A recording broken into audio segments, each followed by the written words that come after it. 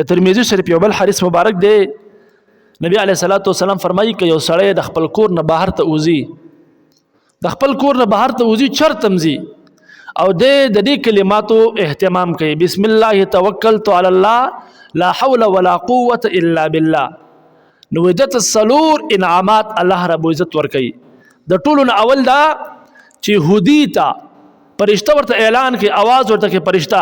کې سړی د خپل کور نه وځي او دا کلمات وایي بسم الله توکلت علی الله لا حول ولا قوة الا بالله، نو فرشته ورته आवाज کوي هدی تا ته هدایت وکړې شو، وکفیتا او ستا کفایت وکړې شو، ستا د شرور نه حفاظت وکړې شو،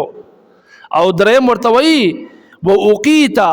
او ته د دشمن د چالورو نه د دشمن د حملو نه ته محفوظ کړی شوې، وتنحى عنه الشیطان او ستانه